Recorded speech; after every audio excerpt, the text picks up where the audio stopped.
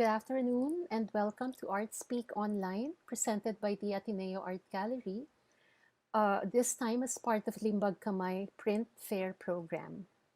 I am Boots Herrera, Director and Chief Curator of the Ateneo Art Gallery.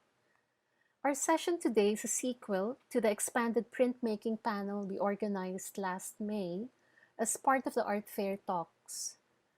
To continue with our aim to cover the landscape of printmaking as an art practice in the Southeast Asian region, we invited another respected printmaker, this time from Chiang Mai, Thailand, Mr. Kitikong Tilokwattanotai. Joining him are Juhari Said of Malaysia and our very own Ms. Ambie Abaño to continue this conversation. To introduce our three panelists, Kitikong Tilokwattanotai currently lives and works in Chiang Mai, Thailand. He works in print media, painting, mixed media, and collage. He earned a degree in BFA printmaking from the Chiang Mai University and an MFA in printmaking at the University of New South Wales, Arts and Design. Subsequently, after his studies, he began his teaching career as a printmaking lecturer at the Rajamangala University of Technology in Chiang Mai from 2004 to 2014.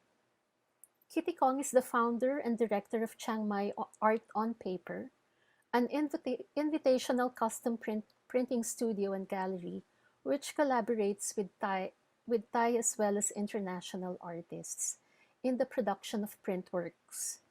He has held solo exhibitions in Thailand, Germany, Japan, USA, and Australia, as well as being curated into many international group exhibitions. His works are held in several private and public collections, including Tisco Art Collection, Ratchamankar Hotel, University of New South Wales Arts and Design, and the Chiang Mai University. Our next panelist is Juhari Said, who graduated from the University Technology Mara in Malaysia, where he learned his trades. He was the main prize winner in the printmaking category of Salon Malaysia in 1991.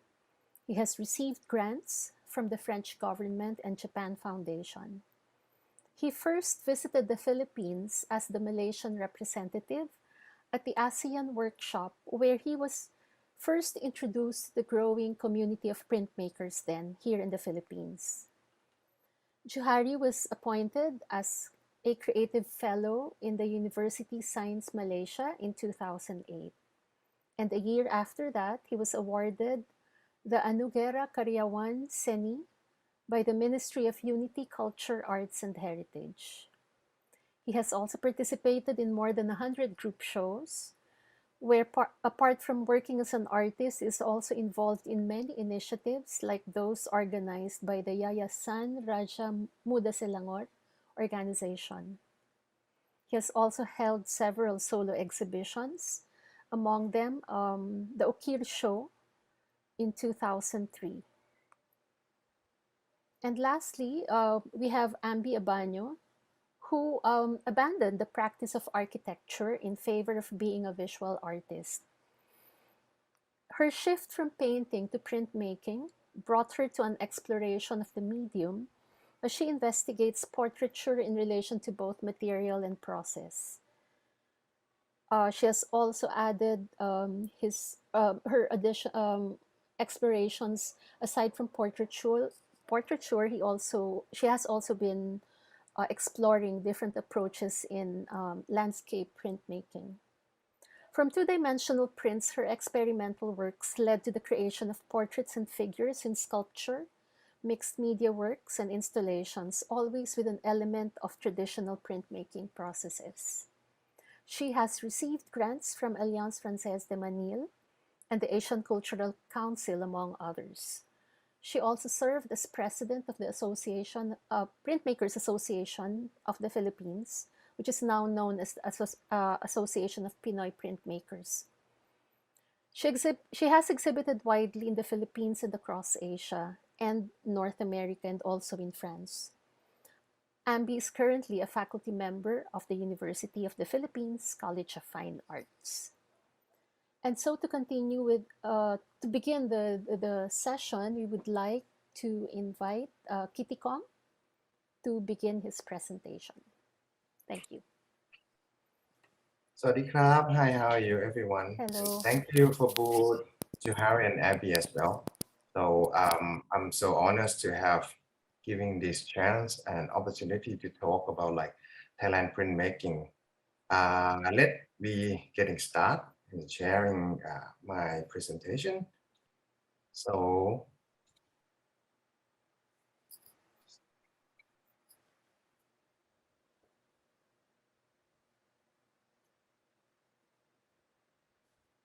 can everyone see it?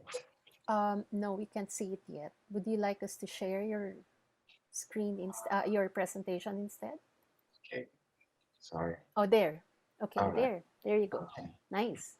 Okay, good. Thank you.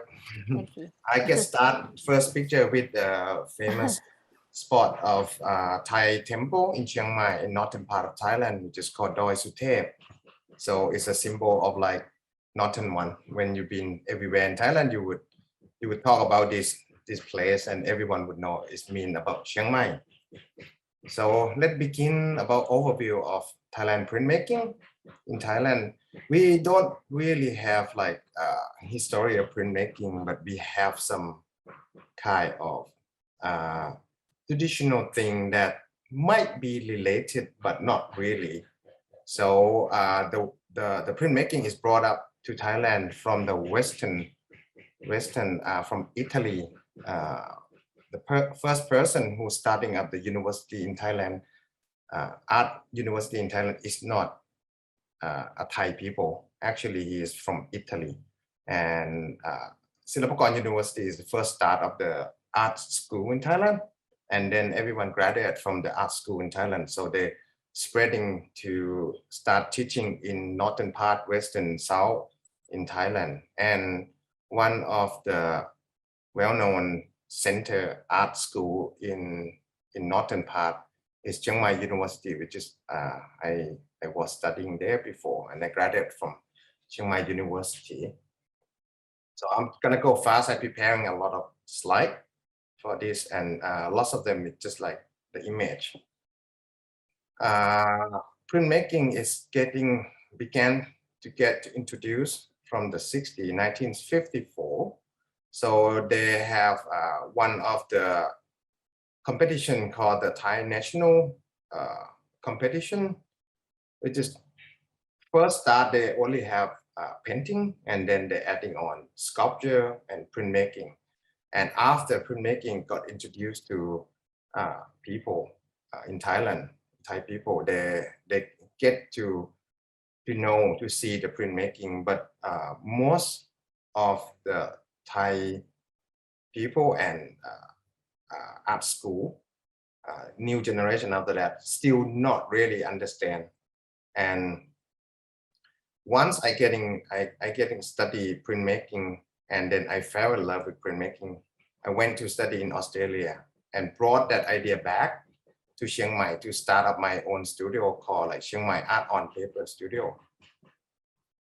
And this is the overview of Cap Studio. So I start the studio from 2003 and begin to invite the artists come and work. Until 2007, 2003, I start my studio in the small apartment with the big press there for 3 years. And I found the building that I feel confidence to setting up that into this building in the Niman Hemin district. And then so on from there, 2007 till now, we still been using this building to be our studio. And sometimes we have some kind of like setting up installing the work and showing the people coming in, but mostly we using this space as a studio, but welcome everyone to visit and try to, educate everyone about printmaking, because of a lot of people in Thailand still not really understanding printmaking yet. So basically, this is sort of the system about traditional system. So we invite the artists come to the studio. We getting a talk, meeting a few times until we know what they want, and then we providing a team, a staff team, as a master printer to creating the technique that can be fit into the artist, and we work together like collaboration prints, and be producing the edition out of it. And this is sort of like Udom Siri Anand. So he's one of the famous designer in Thailand. Most of his work is furniture design, and then kind of like well known as well. And he graduated from art school, so he know a lot about art as well. But the printmaking, he might not knowing deeply. So we're providing master printer to help him to do it. Kitikong, so he's one of my professor. And he doing like expressionist painting on canvas, and we invited him come and working on to like printmaking media as well. Pen Ek Ratana, so one of the top movie director, and this is we're gonna talk about his work later on, because of he been starting work with us a couple of years ago, and it's quite interesting that we try to combine the idea of movie into the printmaking.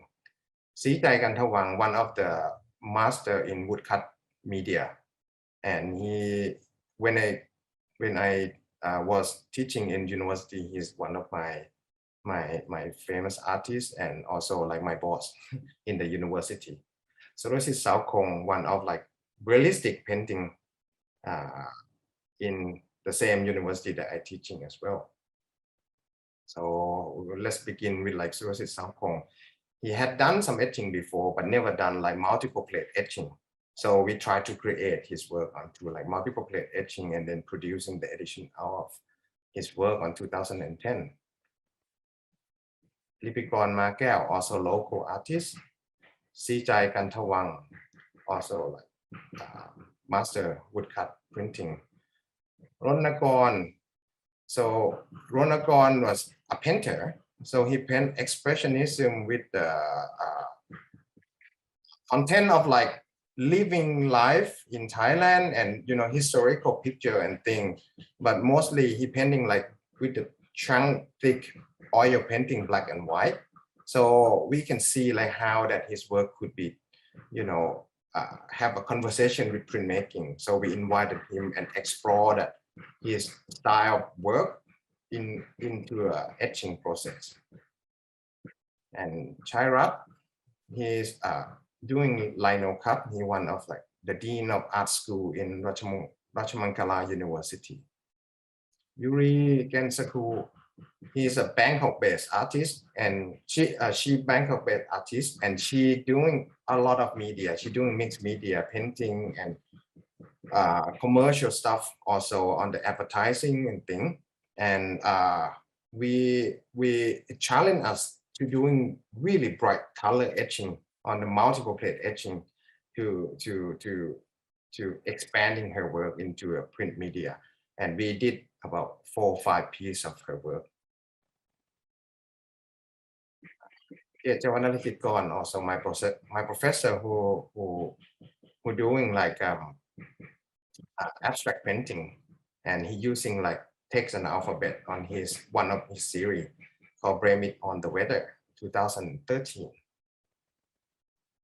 Lakmai Sali, he also one of my my close friends. So we study in the art school together, and his work is more like a new style of trendy of figurative pop character from 70, 80, 90 cartoon, and then he adapt that into his painting. Sometimes he put on the idea of like political in there, and economy into his concept of work.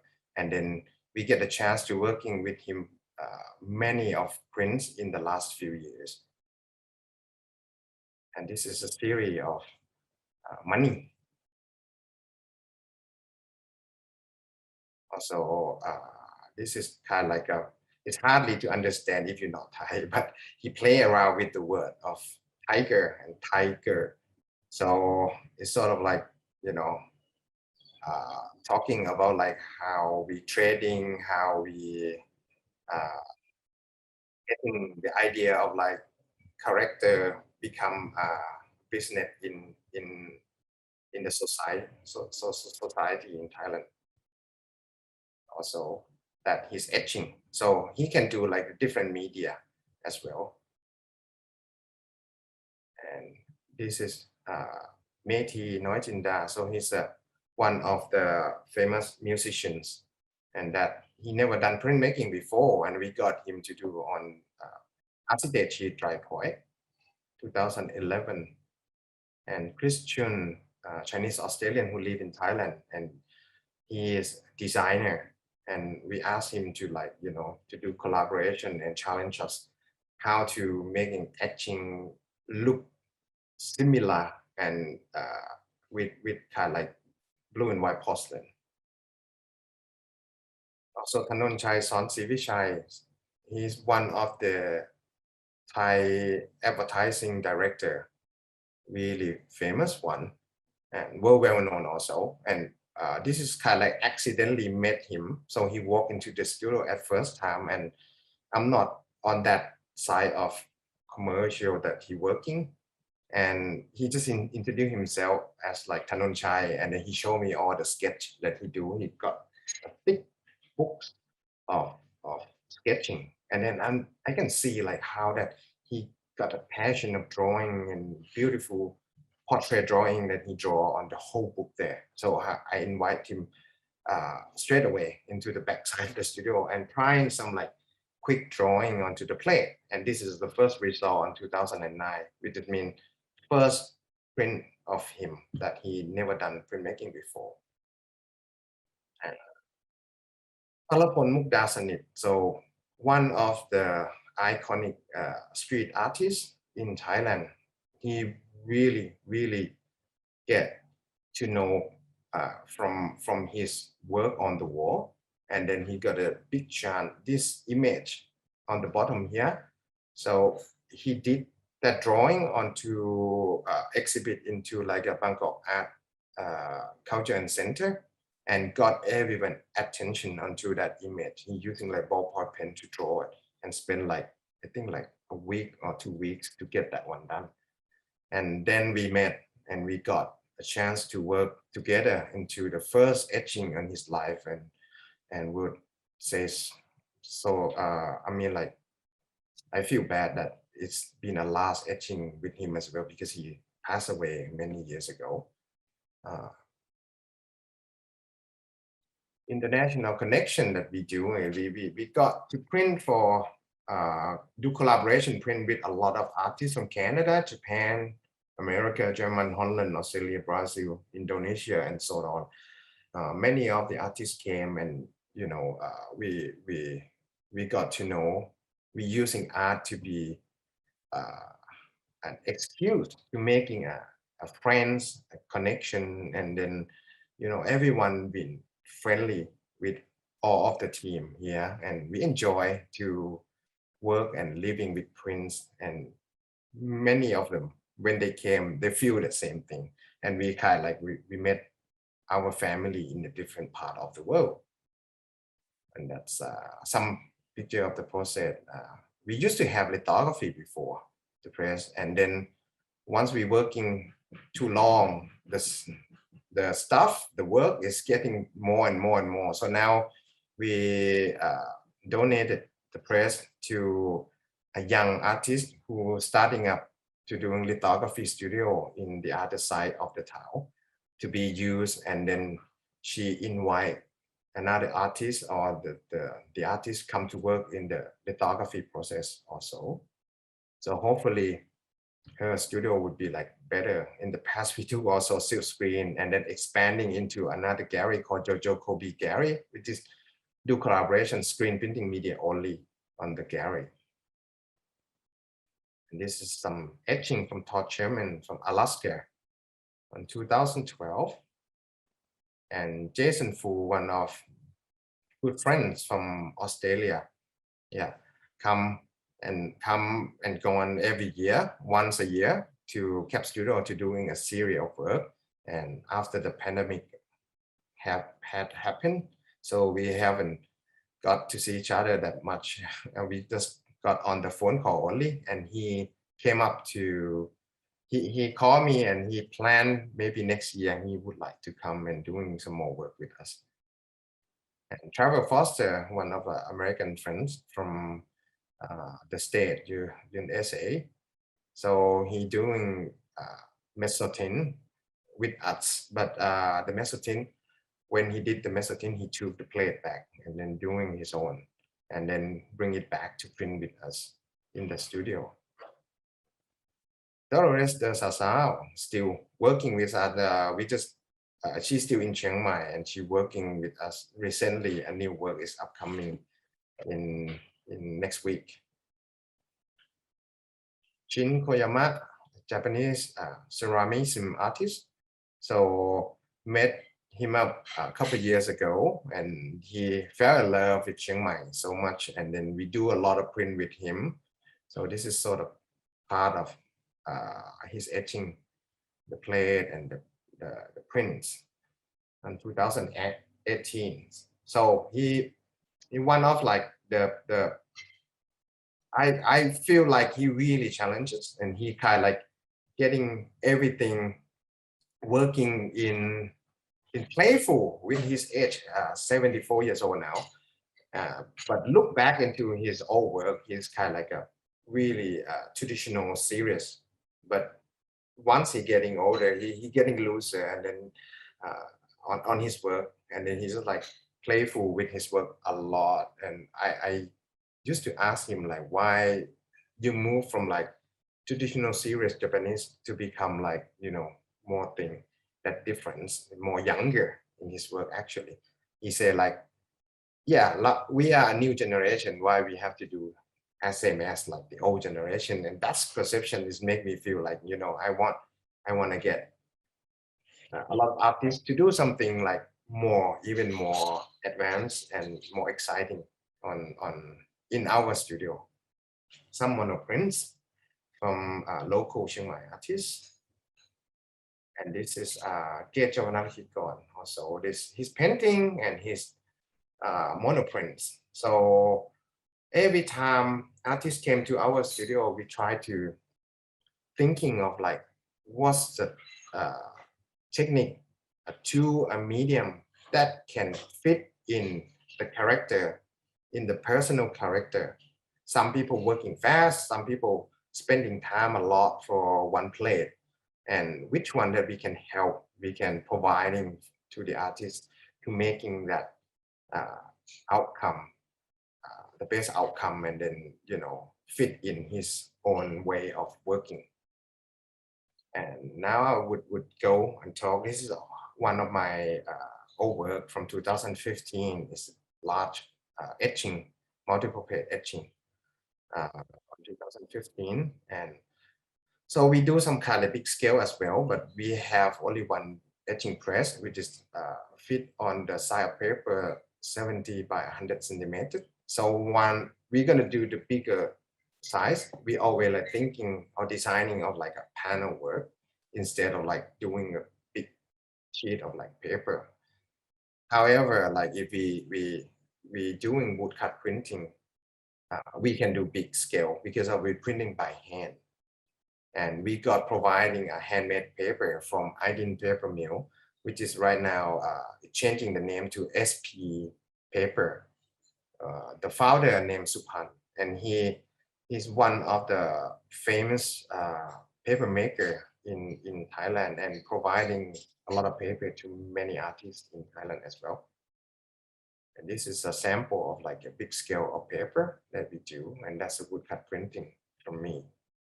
And also this is woodcut printing from Sijai Kantawang. It's large scale with 240 centimeter, 120 centimeter, and 2 by 240 centimeters size. Amarin Kantawang, now he worked full-time as an artist and master printer in Cap Studio. And this is some sample of his etching work in 2020, recently one last year. Also Yuthana Sitikan, so one of our team, etching, multiple plate etching. He's one of like really specialized under doing solid aqua tinting. Juravit Satsit, so he's one of like a landscape etcher, have some sort of like deep feeling in there and telling or capturing the emotional of nature landscape of Chiang Mai. So one of our team, and Sudipong Wongson doing more like cartoonish or design of Thai traditional believing thing into a new style of work. Now I would going beyond than that. So in the past, I talking about traditional way of like printmaking, but I changing the idea of like just printing by our own as an artist in the studio, but working as a team and try to get a lot of artists and a lot of people in the different media come to doing some printmaking, because we would like to introduce printmaking to many people to know more about printmaking, and the question that a lot of visitors coming and asking for like can I see the original work would be gone so far. So but on the other hand, we have the thing that happened for quite a long time ago, that Thailand got expanding print into different media like print installation, print conceptual. We get started with Prawat Laucharan. I think like, if I'm not wrong, Prawat Laucharan is the first start of print expanding. So he not stick into like the idea of like editing animal, but he using a printmaking as tool to create, to support his content, and then creating something like really amazing and really like attack people. Painting and drawing could not do something like that. So what Lauchilearn, I'm sorry for like the photograph that I couldn't get the high resolution one. But on the left hand side, that was, I'm not sure what year that he gets started, because of right now he living and working in New York. So he's the first start with the kinetic of work. So he using a tool and mechanic to making a mark onto the plate in terms of like concept of, you do, and then in Buddha theory saying like you do what you get, something like that. So I might not going deeply into like the concept or contents of the artist, but I would like to show how that they expanding printmaking into many different media as well. And Prawat Laucharan, last 10 years ago, he came to visit Thailand and curating like 12 artists to the exhibition called Expanding Prints as well. So he tried to get everyone to expanding or creating something that different on the box of idea of printmaking. And I'm one of the artists that he got selected and doing that into the project also. And this is another Prawat Laucharan metamorphosis on the theme of like Morandi in 1984, which is really really contemporary. Even like right now, I think like his idea is about like he stacked the copper plate onto the wall like that, and he making a scale bar around that, and the scale bar got a code number all around the edge here, and he have friends in the other place doing setting up everything is the same pattern on the wall, and he making a code of like like A1, and he making one of the special tool that you put the strong acid into the kind of like a sauce squishy bottle, and then he just draw it on the ruler here, and the other one doing the same thing. And then that sort of like you transfer the code number by hand to the other place else. And this is a result of the prints from the process. So this is the larging is huge, 136 millimeters. Yanowit Kunjet Hong. So he's more like using process of monoprint to creating like or memorizing the pigment from the tree, from organic pigment from tree and fruit and thing, and creating the image or the emotional out of that, and then specific onto like a different pigment, different type of the tree and fruit. It's giving you a different oxidation and color onto his work, and his work is sort of like installation onto the wall and table on the table. Anya Jalan Supakun, one of the, I think like she is the first artist who brought she got study in outside of Thailand and brought the idea of lithography or lithography technique to Silpakorn University and get started lithography since then. And this is her work on around 2000. So it's the idea of like, like the bread one that I'm not sure in your language is calling, but in Thai we call pa tongko. Is some of the symbol of like a couple when you're doing two things together and sticking together all the time. And a lot of people using, I mean, like eating this bread every morning. So idea of that. And Kamila Chapasan, one of the top artists that been having some work in permanent collection in Guggenheim.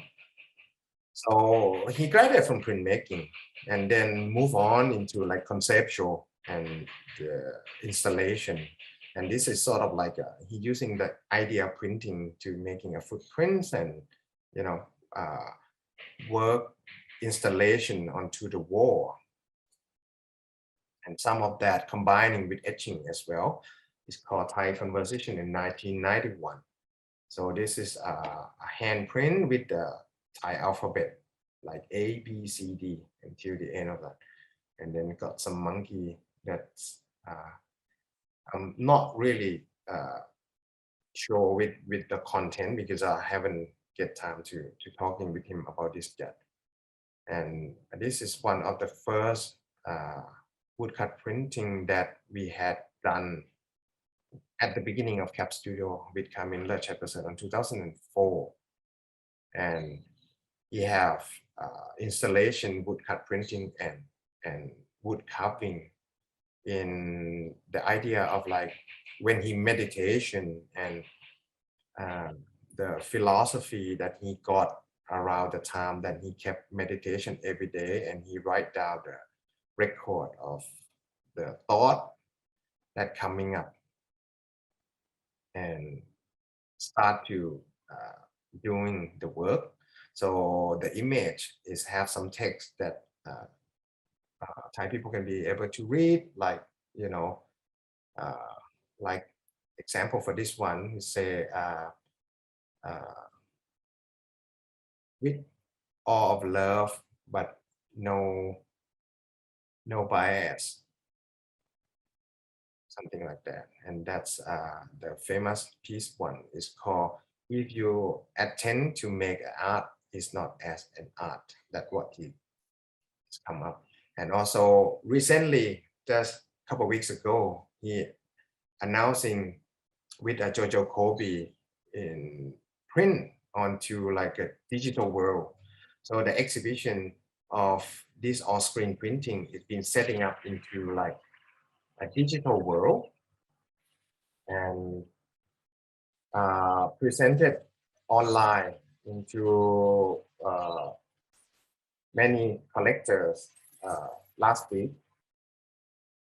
Kuna Vishayanon, so one of the artists who teaching in Silvercorn University, and this is good sample of like how that using a concept of printmaking and the idea to fit in. And I love his work a lot about this one.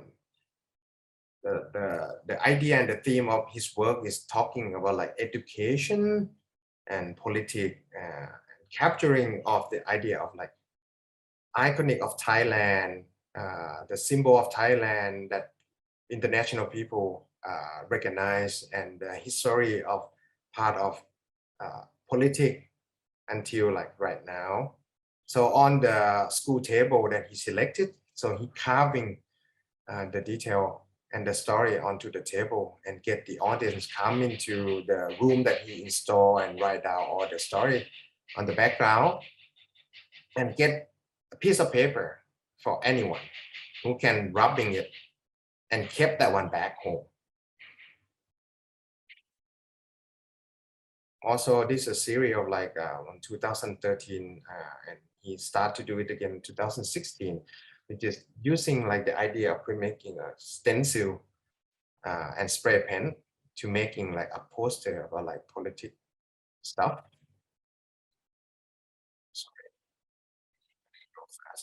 And onto the t-shirt as well.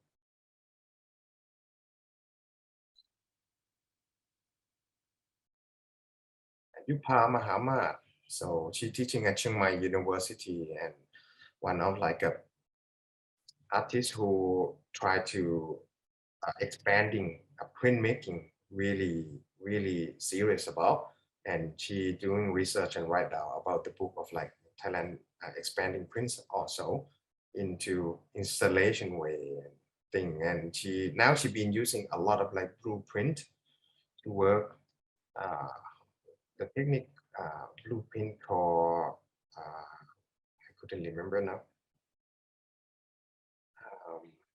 It's an old technique that been using for making a blue map in the past, or cyanotype, and then installing it. And Thongchai Yukantapornpong, one of my professor also, he doing woodcut printing on the handmade paper, like a small one. Most of his idea is all about like illumination and thing, and then he play around with like pattern of illumination, get installed, everything is on the wall.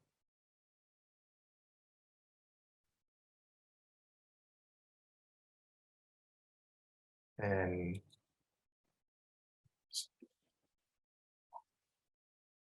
I'm sorry.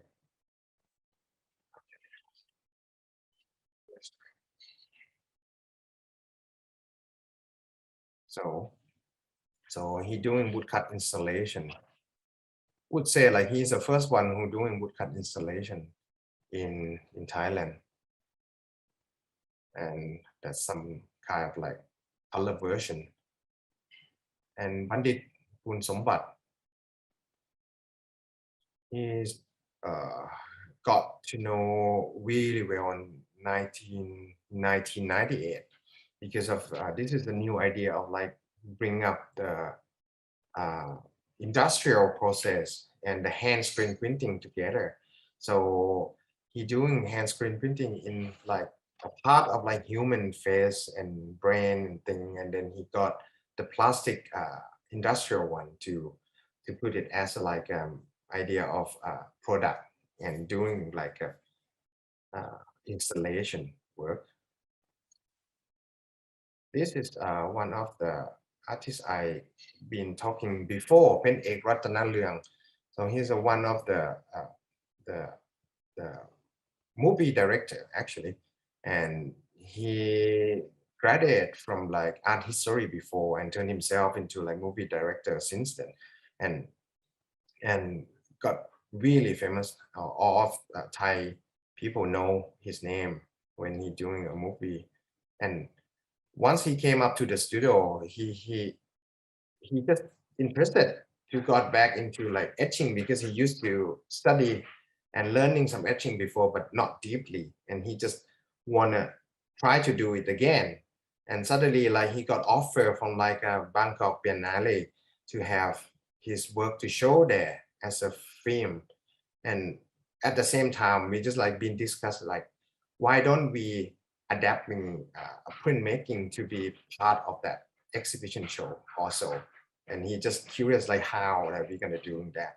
And I come up with the idea of like nowadays we have like a QR code you can see on the corner here, and the QR code helping you to bring some object, that physical object into like digital world. Is sort of like the gate of like transfer that into.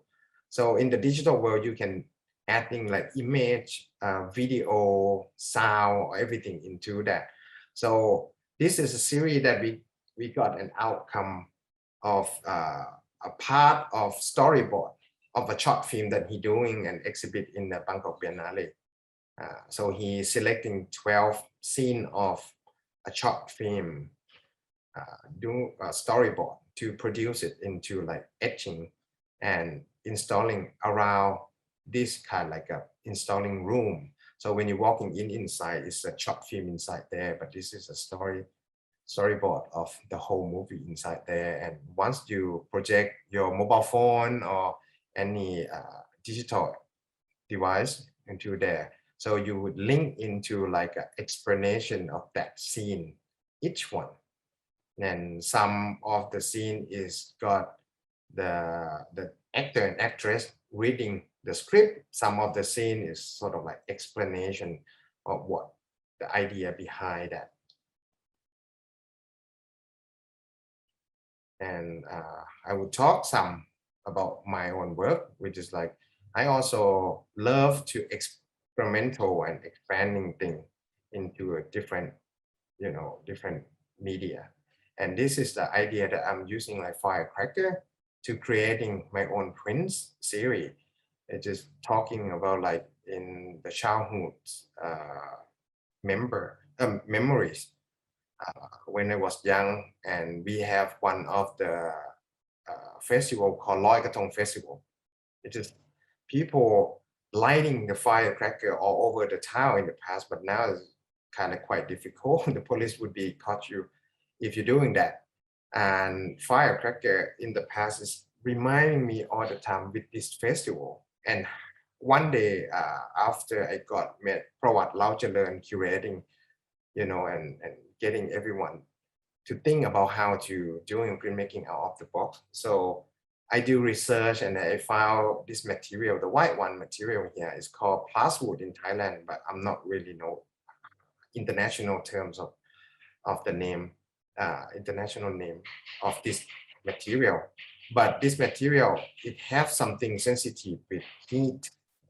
And I use this one and play like a childhood onto the plate process and capturing the mark of the heat and bring it back to the studio to print out of it.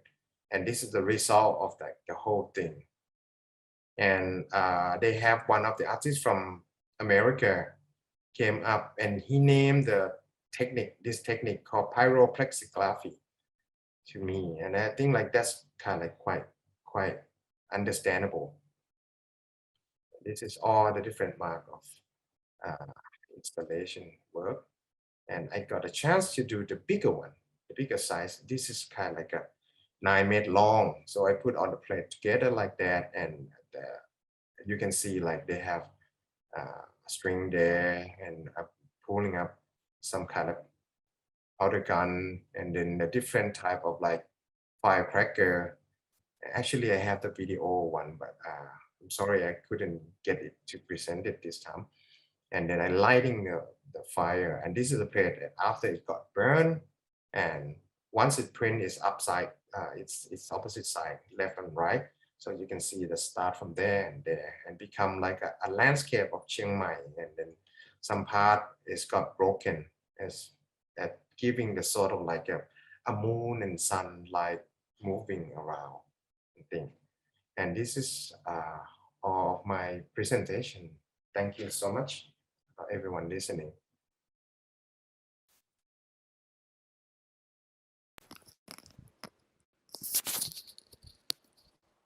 Thank you, Kitikong. That was very interesting, amazing works. Thank you. You actually gave us an overview not only of printmaking, but I think contemporary art practice in Thailand, no? Considering how much you have been collaborating with different artists, and also the extent of experimentation you're doing together and individually. So I'm sure there will be very interesting questions later, but let us proceed first to Juhari, who would like to continue his presentation from last May, adding on to the discussion that we will be um, continuing today. No? So Juhari, so we'll share your presentation there. Hello, It's your mic everyone. on. Yeah, good afternoon. Yeah, and thank you very Thank much. you. And I'm feel honored because Ateneo University and Gallery invited me for the second time to present this topic, which I consider is very interesting for the development of printmaking in our region. And in my previous lectures, yeah, I have mentioned and briefly some technique on conventional printmaking and how printmaking evolved in our region, especially in Indonesia, the Philippines, and in Malaysia. I hope with the presence of Mr. Kitikong from Chiang Mai, he will provide us some new knowledge, especially for me, and a lot of information on the development of printmaking in Thailand. And today, may I share some of my personal observations about some about historical facts, you know, and display and activities of this interesting medium around us. Yeah. Okay, next. And now, actually, I'm quite obsessed, you know, doing some my own personal research on some prehistoric drawing, painting, and hand stenciling around us, especially in Indonesia, Kalimantan, in Europe. Yeah, and here I would like to show some example. Yeah? And these are hand stenciling in the cave of Maros, Pangkep, Sulawesi, and believed to be 40,000 years old. And this prehistoric hand stenciling can be also found in Franco-Cantabria, Africa, and Australia. Yeah. And next. And from there, I discover more also on these religious factors. Yeah, religious factor means that, for example, when I've been working as an artist for almost 40 years, and I'm specialized into printmaking, especially woodcut printmaking. And basically, as a woodcut printmakers, we will study on the historical facts about how woodcut was developed in the beginning. And this is one of the very exciting example, yeah, the Diamond Sutra, whereby this Diamond Sutra was created by all this Buddhist monk. And actually, if you look into the Buddhism, where it was founded in the northern eastern India in the 6th centuries and spread, yeah, slowly spread to China, to Korea, Japan, and South Asia. Yeah, Southeast Asia, namely Thailand, Vietnam, Myanmar, and Laos. Yeah, and by using a woodcut and they printed it as a book, they began to spread Buddhism. Yeah, and at that time, um, it was spread freely and organic. Yeah, it was spread everywhere. Yeah. And next, yeah, good. And this is the one of the example. The pictures can be found in the Diamond Sutra, and this pictures was created by using a wood block. And this Diamond Sutra translated from the Sanskrit into Chinese, and then it was printed by using wood block on paper in about AD 400. And this book is about Buddhism, teaching of Buddhism, but the wisdom cuts through all obstacles on the path of the practice.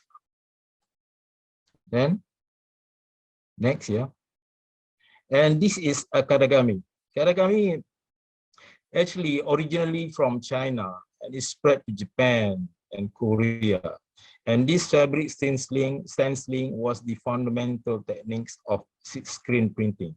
And when I met some students here, the younger generation, they make a lot of silk screen on t-shirt, on fabric, but they don't have some knowledge about where does this silk screen printing came from.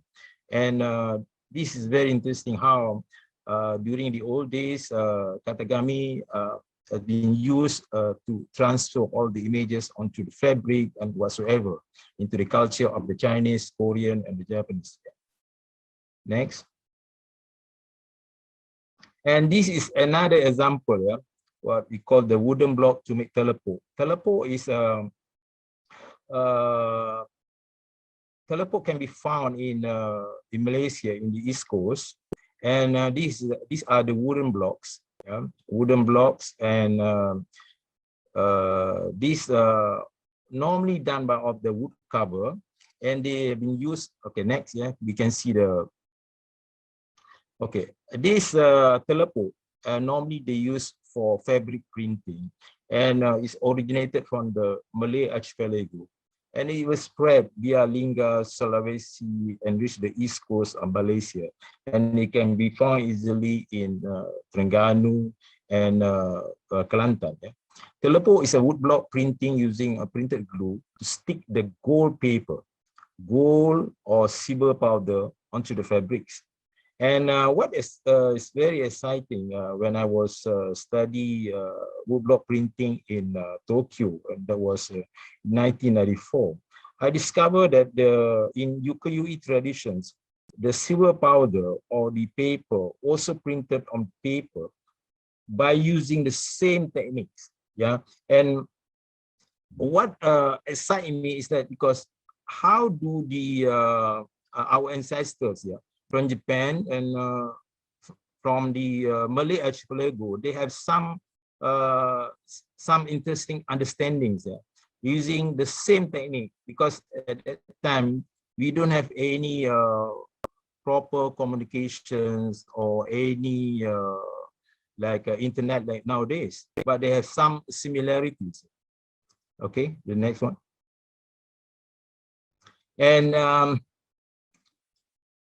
these are the body painting, which is very popular nowadays in Europe. But actually, body painting, they started in Africa, and then somehow or other, when they paint their body, they also using stamping, and they are using a lot of natural like fruits or leaf, and they printed into their body to decorate their body. Okay, next.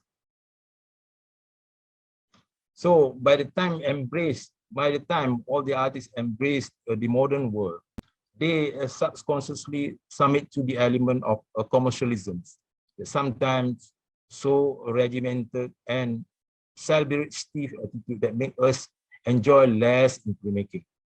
And obviously, printmaking was so close and embedded in religion, socio-cultures, and expression in human civilization. It has proven to spread distinctively organic through ages. Therefore, printmaking should be expanding, and artists have to be self-reflex. It's possible printmaking will be shared the same destiny as languages such as Sanskrit, Latin, and Javanese gradually become extinct. Yeah. Okay, this is my very short observations how I believe that printmaking should be treated and should be developed in a very organic way if we want the printmaking to survive. And I think we should give more lectures and should give a lot of attention how printmaking should be, should be well developed in our region. Thank you very much. Yeah. Thank you, Juhari. Yeah. I think your brief presentation also underscored similarities with the Philippine experience, how religion also was a big factor in introducing the book culture. Doctrina Christiana was, if I'm not mistaken, the first book that was printed locally, no? Using, of course, woodblock print. So yes, thank you. And Ambie is here to join us. So we have a few questions in the Q&A box, but let me first begin the conversation. No, uh, we for the information of everyone in the Zoom room and in the FB Live um, streaming, we actually had a brief meeting a week, was that a week ago, to discuss how we're going to approach this session. And at that time, we already had there was already a begin they already began a very interesting conversation, which I hope we can repeat today. No, so maybe Ambie, would you like to say a few words muna before we maybe in response to what Juhari and Kitikong has presented? Yeah, I'd like to thank Kitikong. I mean, that was a very, like a substantial presentation of what's going on in Thailand, and it's very interesting. So we see there like kind of like parallel of what's happened in the Philippines, and also what's happening, and also the differences. And thank you also, Johari. So this is like a continuation of the conversation from the last time that we did this kind. But the biggest question, not really the biggest question, but the inquiry is where is printmaking now? How is art being expressed through printmaking? And I think there is a kind of like a common trajectory from all different parts of the world, and like kind of like zeroing in Southeast Asia. And it's kind of like it's like affirming boots, like because it does empower when you are affirmed of it's not only us doing this, right? And we see the like all those that Kitikong has shown, what Juhari has shown the last time, what I showed. There's a parallel. So you feel there's a common voice or a common trajectory. So actually what came to my mind, and the discussion actually is about the last time that we were discussing what was expressed is if we go beyond the traditional practice of following strict rules and all that, is it still printmaking? And so there was like not really a debate, but expressing opinions, personal opinions. So I think we can take that question again, and Okay. maybe. So maybe we can focus on the question of well, before going into the concept of traditional and experimental approaches to printmaking, I think one of the questions that we can look into is, what do you think are the factors or the conditions in your respective communities, no, contexts, that led to printmaking as it is now, like in the Philippines, in Malaysia, and in Thailand? Because Kitikong, we have the impression, I don't know if, I think Ambie and I actually discussed this separately after, before this session. And we felt like there is a very strong tradition of printmaking in Thailand. Although you did mention that it started in the 1950s, I think it would be similar to us, no? Contemporary Is it printmaking in the 1960? Philippines. Yeah? Is Yes, it 1960? 50s, 50s and 60s. I think you Yeah, cited around that. 1954. Yeah, Yep. again, yeah. So it's post World War II. So more or less, we all have the same. It began at the same time, but it seems in Thailand there is a strong support, not only from the practitioners, but of course, hand in hand with that, with institution. Is there a strong institutional support? Maybe you can talk about that. Yeah, actually, in terms of like printmaking in Thailand, we beginning separate to three things like painting, sculpture, and printmaking. But once you got back into the past, people getting start to studying painting a lot more, then become sculpture. People know about sculpture, but most of the young student to get into like university printmaking, they don't know either. Like I can tell example me when I was get entry into the university in the Faculty of Fine Art Chiang Mai University in 1996. I got selected that I want to study painting, so I've been passed to, and then I got into like painting major. But printmaking got some few people who got selected to study printmaking.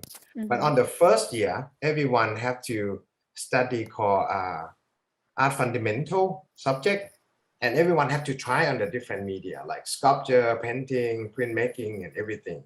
And once I got introduced into printmaking at first place, I'm just like, oh, this is what I'm looking for. And I fell in love with it. And since then, I went to the administration at the school and asking them to like changing my major into like printmaking. And from there until now, I still struggling in printmaking, not getting out at all.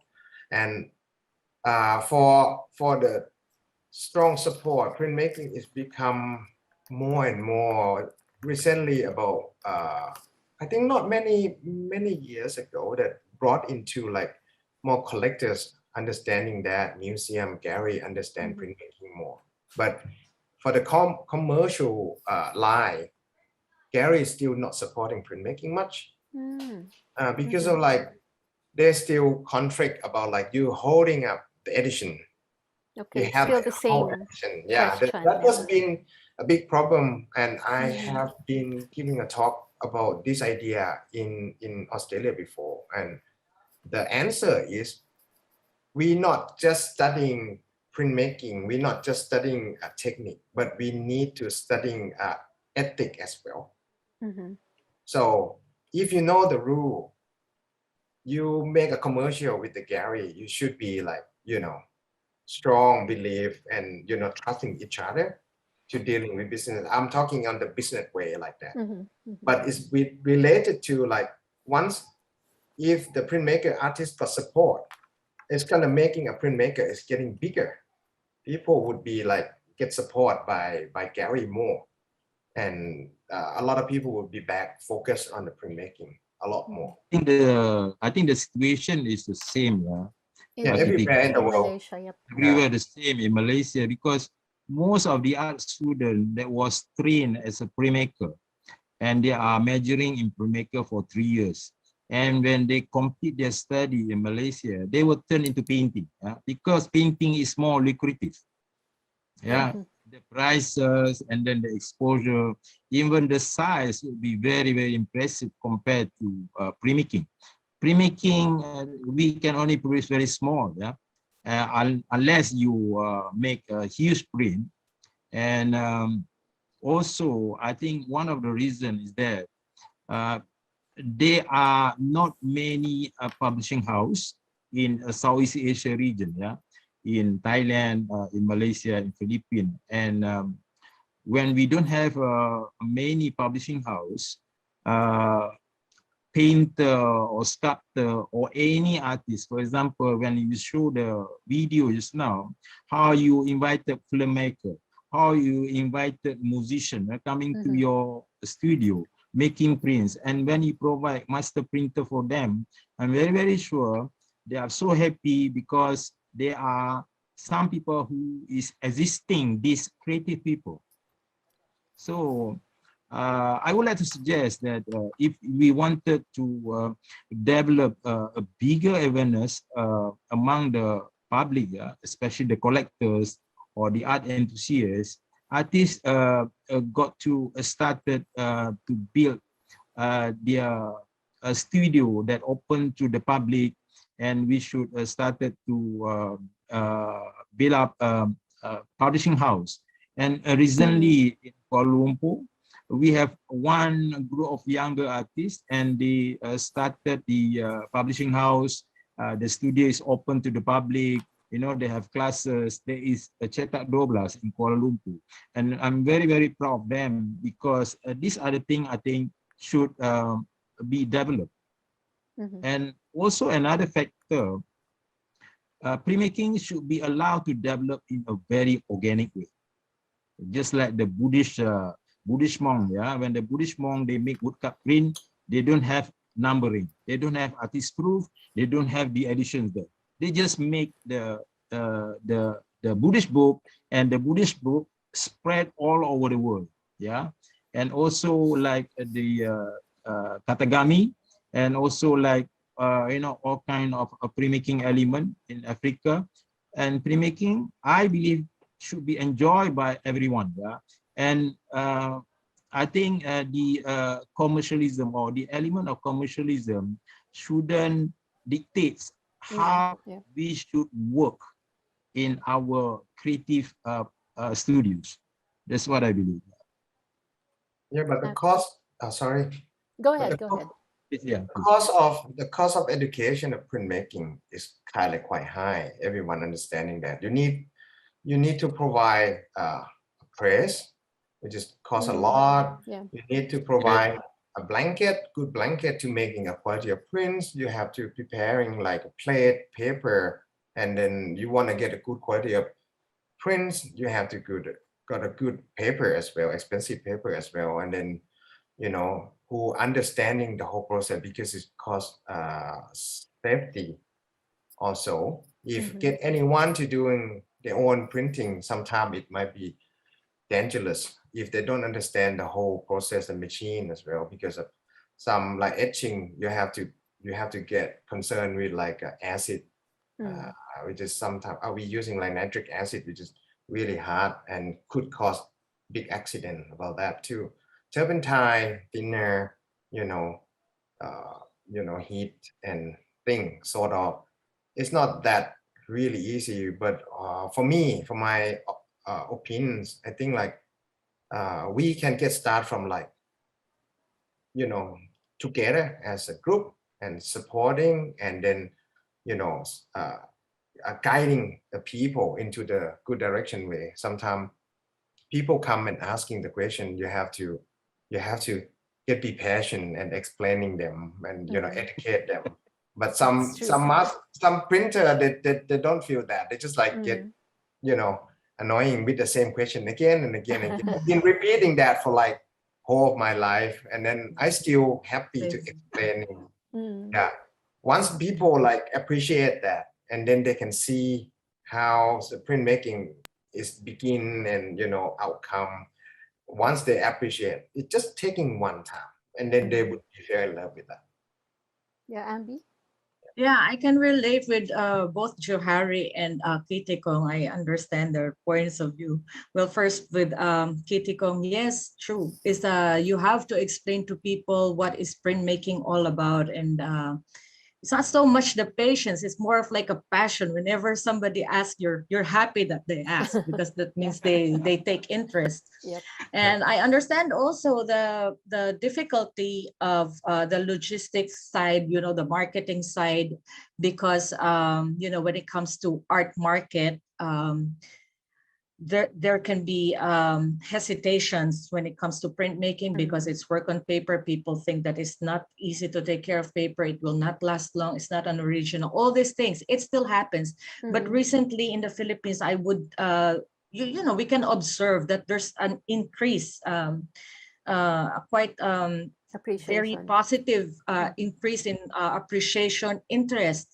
And so we see now, like with this project of Limbag Kamay, you can see that there are more young people who are interested in making even the simplest, forms of printmaking. They may not be adept when it comes to etchings, but this is a beginning, Kitikong. I mean, I understand you when you say, like education, training, when it comes to etchings and the more sophisticated forms of printmaking.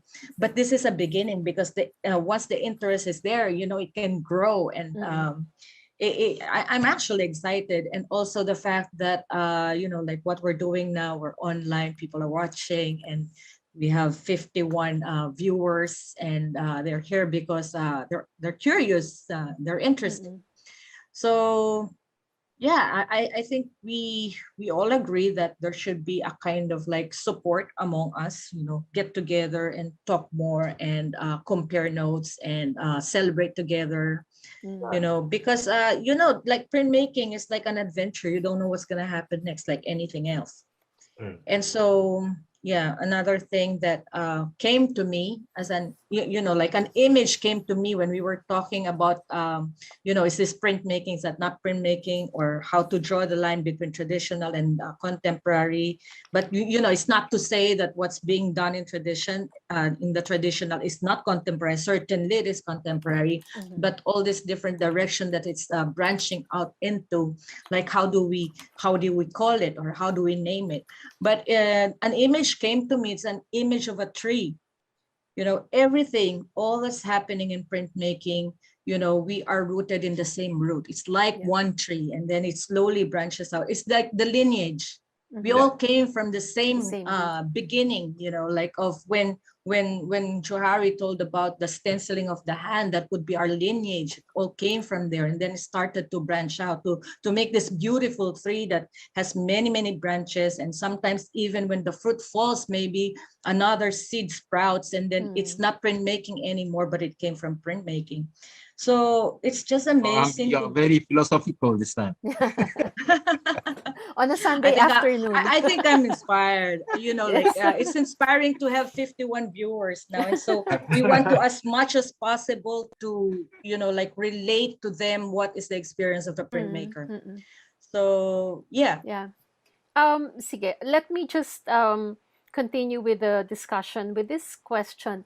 For each of you, what brought you to expand your practice of printmaking individually? What led you to start thinking out of the box, out of the press, out of the plate, or maybe in multiples? Kitikong, you did that multi-panel etching, which to produce a mural. So in your personal experiences, can you share what led you to that direction, to that trajectory? Thank you. That's a real good question, though, for this topic.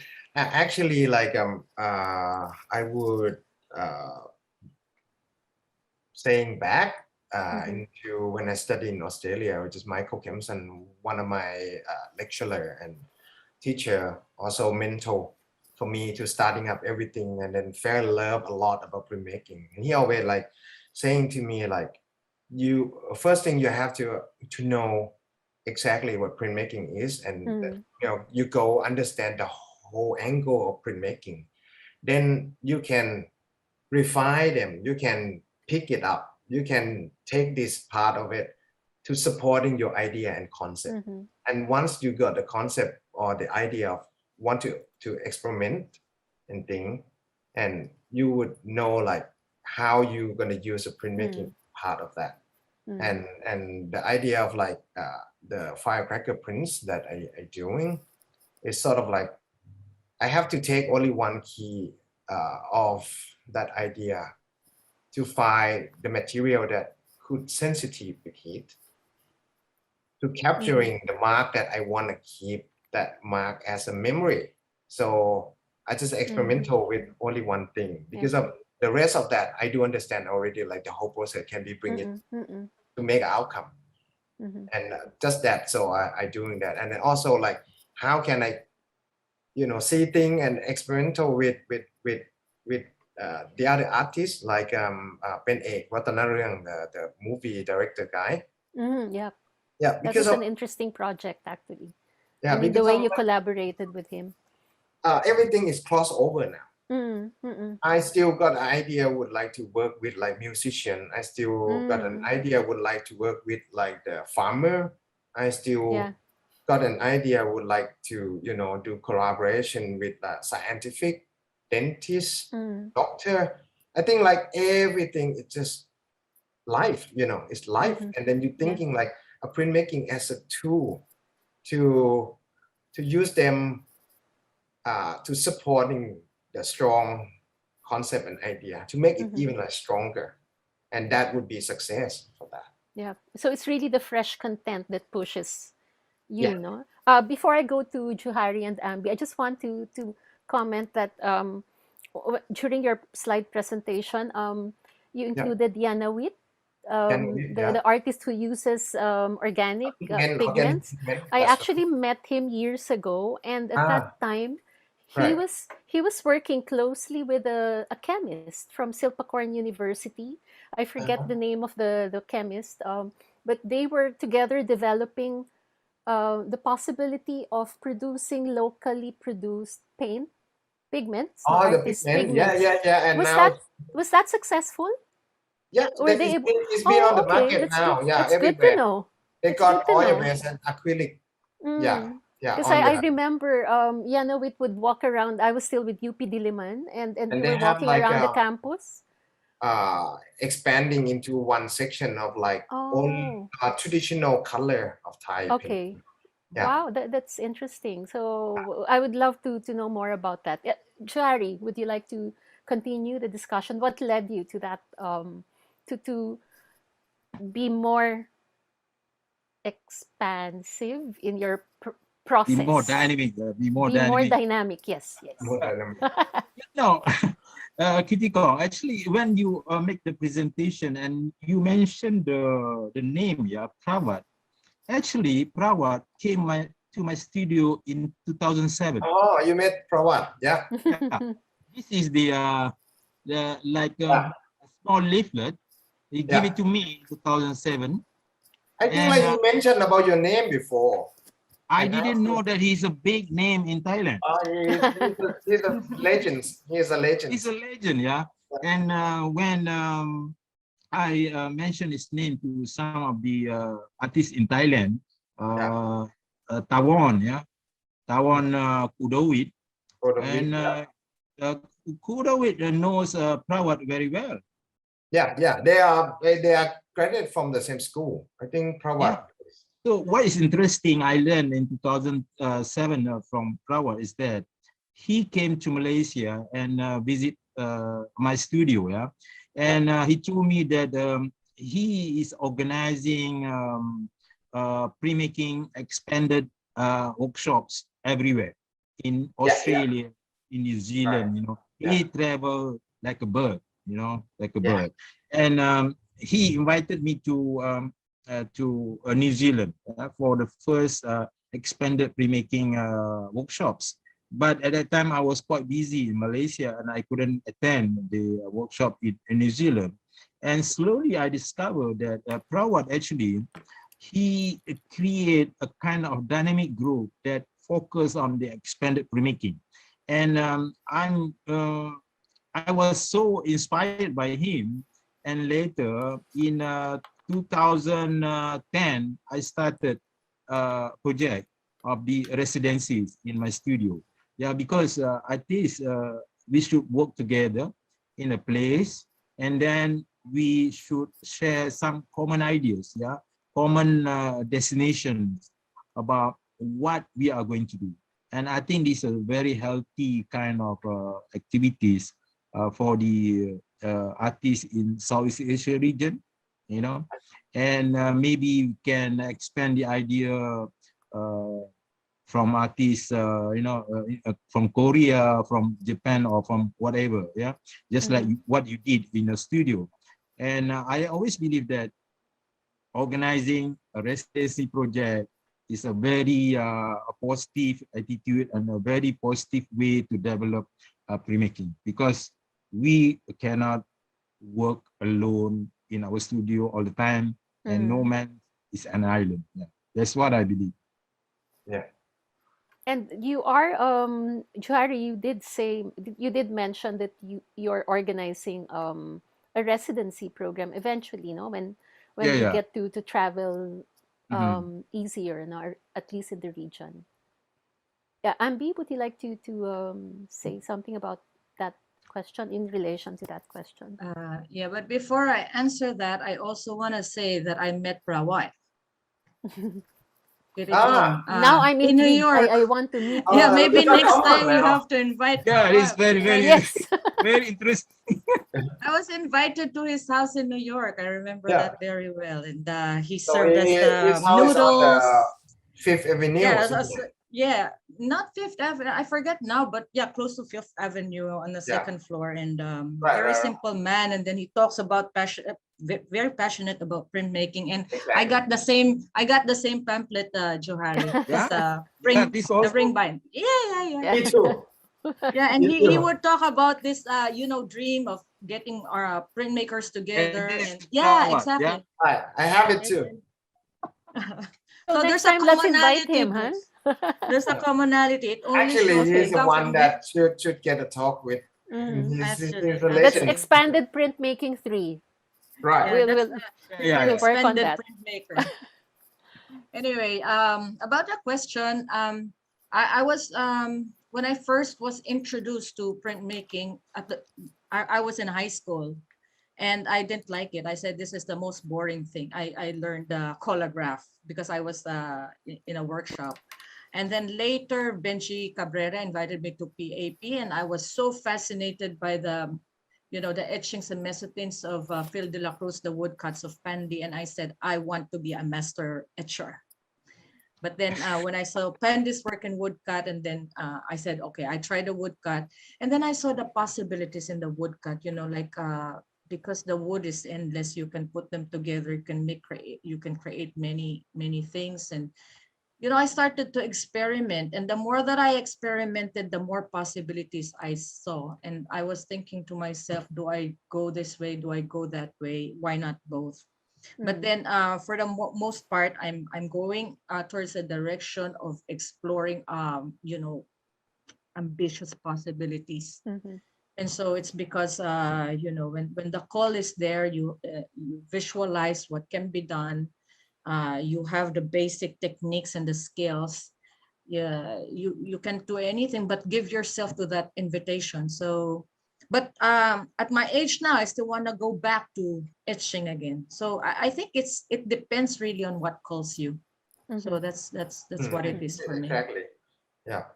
I think like they have many questions on. Yes, I'm going to Yeah. read some of them. Let me just go to, I'm not going to read them chronologically, maybe start with something more general and then focus on Okay. All right. specific questions. So let's go to the question sent via FB Live from Noel Soler Quizon. Kitikong, I think, no, sorry, Juari. You Yeah, know him. This is Nuki, yeah. He's my no? long lost brother. Yes. I haven't seen him for a while too. So, hi, Nuki. So, his question: where history and contemporary art practice converge through printmaking, how do you see a continuum of the popular medium in a post pandemic scenario? Are there new trajectories in terms of medium, message, and motivation? Any thoughts on Uh, this? like I say again, please, Post-pandemic, how do post-pandemic. you see the continuum of the popular medium in a post-pandemic scenario? To me, Noel, sorry, how are you, Noel? Good afternoon, Noel. Next time when I come to Manila, I'm going to visit the Women University to see you. PWU, yes. Yeah, but actually, as an artist who live in Orchard, and I spend my time walking around the orchard and doing my work, I don't really affected with the pandemic. Yeah, to be frank, yeah, because I think as an artist, we always work and we works every day in our studios. And what is happening outside us couldn't really bother us, you know. And I think life is as usual.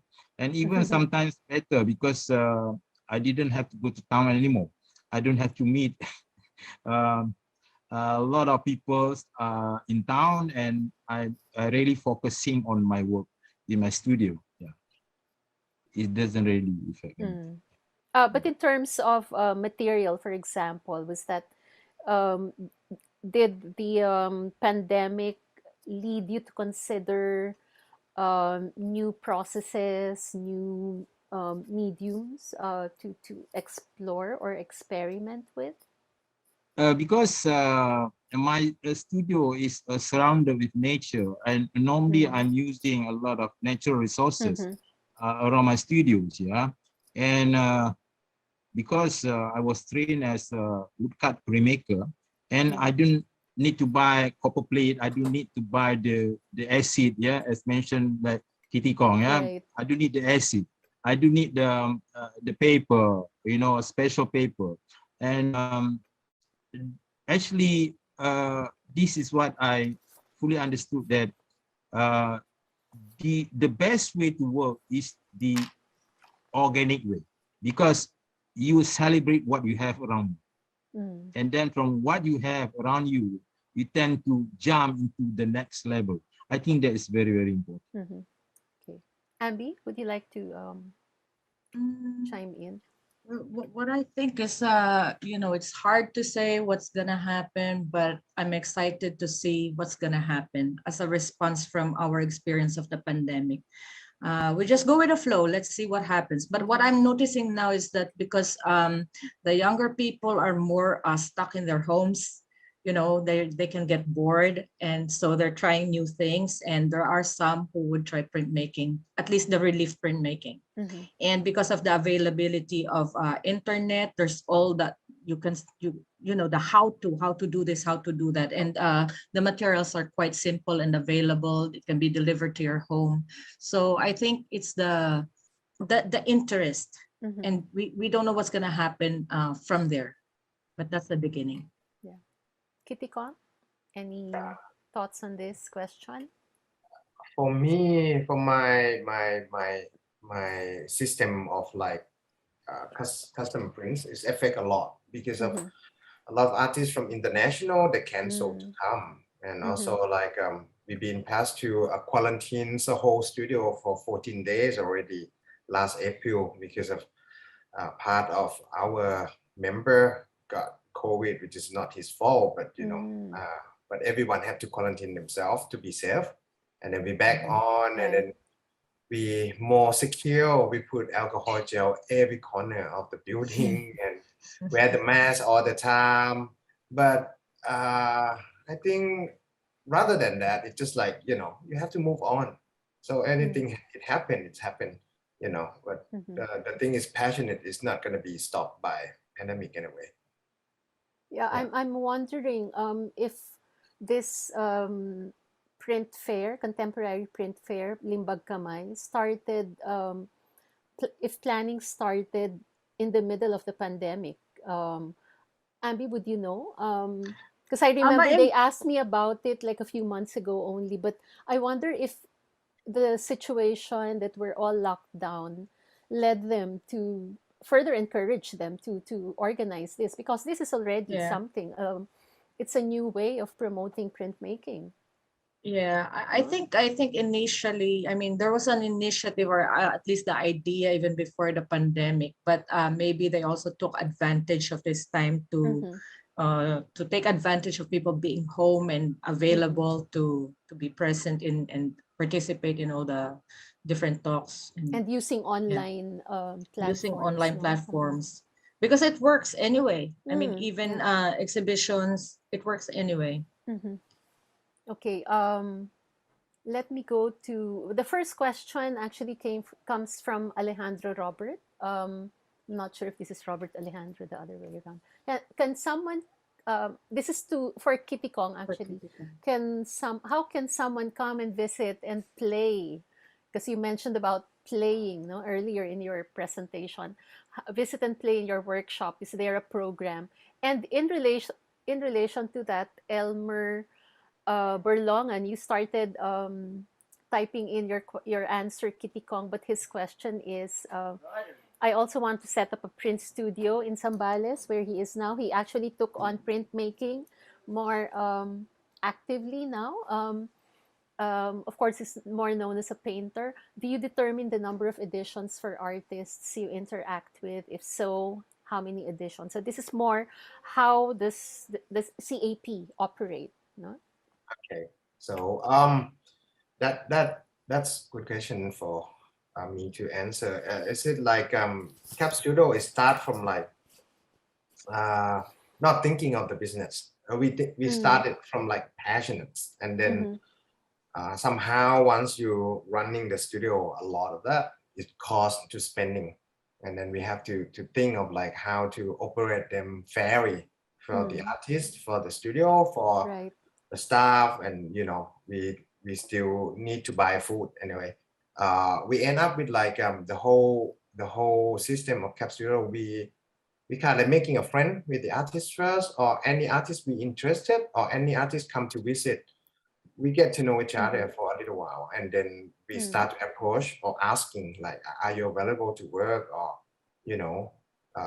we would love to do some collaboration work with you, and then we can start that casually, not formally. And once they come, they always come and doing the play. We providing a master printer, we providing equipment for them to work, but anyway is stuck on the traditional way, which is like we have to do the edition of it, because that's going to be spending the cost together. Right. So I used to do it like 15 prints out of the edition, 30 prints out of the edition, 45 prints out of the edition, 60. But end up with like 30 is a good number for running the small studio like what I have, because half of them, 15, the goes to the artist. the artist do it, and 15 we got it to manage it in our studio, and 15 that we have, we providing 10 of them, finding a sponsorship to supporting us a year sponsor. So they pay us year sponsor, and they got one prints out of the whole edition they produced in 1 year back into them in the end of the year. So we would It's be actually an interesting system. yeah.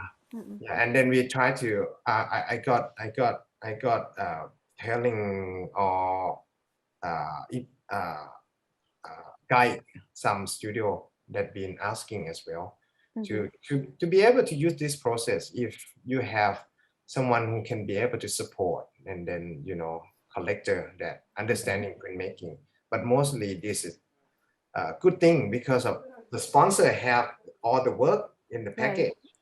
And what they're doing, some people they resell it, because we come up with all the information of CV, price of the work, or photograph and everything, so they can set up their own studio from that whole box here.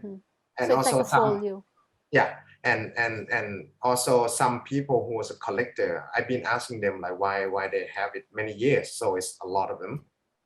And the collector said like they select some that they love it, and then the rest of that, it doesn't mean like they don't love, but they love less. So they do it, giving giving Give it as a gift. yeah, for like, you know, New Year gift and Right, things right. also. Ambie, I So think depending on that's a good approach. I Yeah. mean, yeah. So I hope like that, marketing approach. Yep. yeah, that might be answering the It's question. more. It's also a business model, but it's. I think what's important is like what Juhari said. It's quite organic, no? How starting your relations, working relations with an artist. It's not like they just tell you this is what I want. No, it's really Not a that strong business collaboration. like Yep. that. Yeah, that's right. Yeah. And I love what you said about pitching in on what technique would work best Mm. Yeah. with his or her Yeah. aesthetic, no? Yeah. Especially for other visual artists working in other medium. Exactly. Yeah. Yep. You're right. Okay. So, Juhari, this is a comment for you from Yi Ki Lim. So he's very impressed with the presentation on the Diamond Sutra Yeah. printmaking. So I think this discussions have further enriched the historical context, no, of printmaking as an art form, even before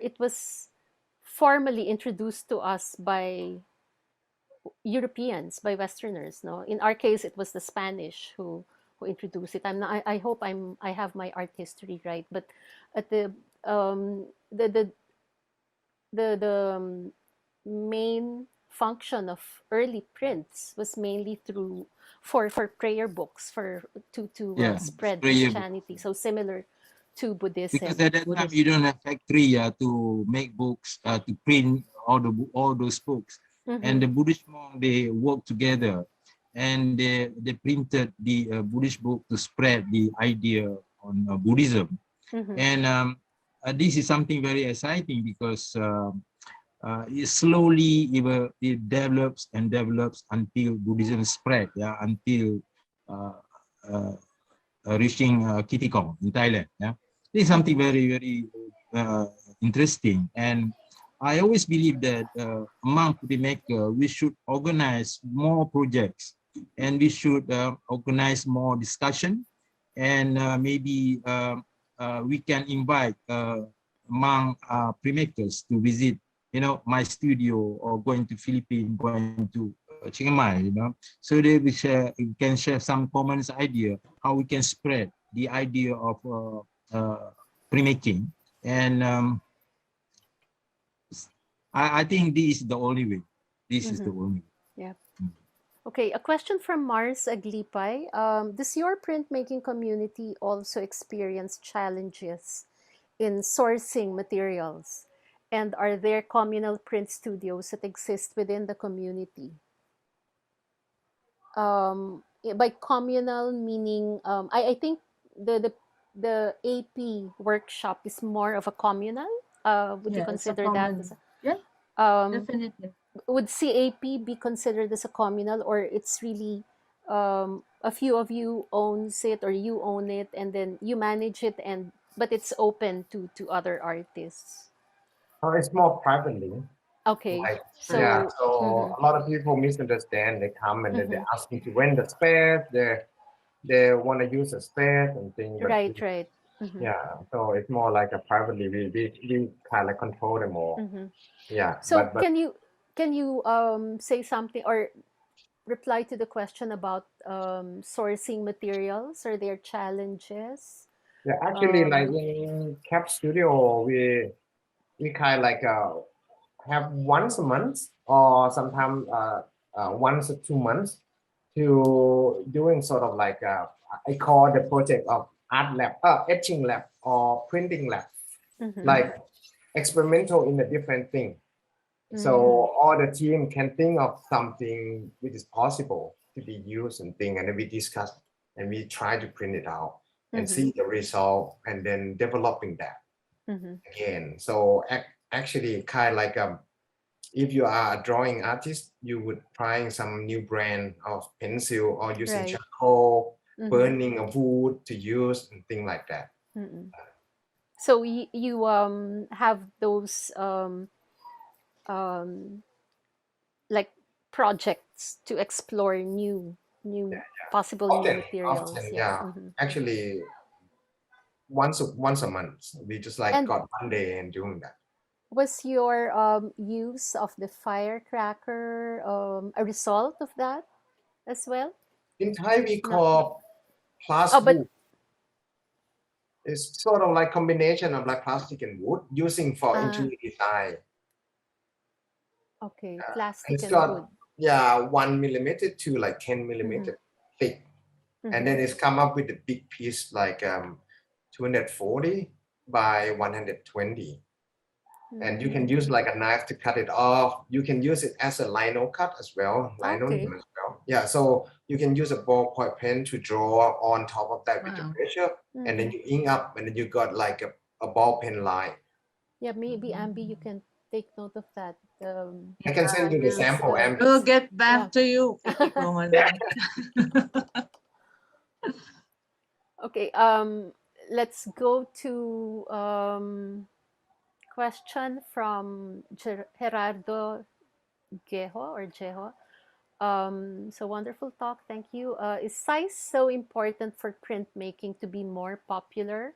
What do you think of the opinion that printmaking is an intimate medium like watercolor, so small is good? I think we're beyond that already. No, not. I mean, size for us, for in terms of your practice, no, is I think it's oh, matter. I think it's sorry. matter. I think it's matter. The size of, Mm-hmm. like in Size terms, is always matter. Yeah. yeah, Size but is always matter because psychologically, we human, we are more impressed with something big, something tall, something masculine. Yeah, that is the human nature. And when we look into the history of printmaking in America, even in the 70s, how they started the booming of the printmaking in America in the 70s, and they go to bigger sizes, Yeah. and they go for, even the paper is small, they will make prints and they will And put it expand together. together.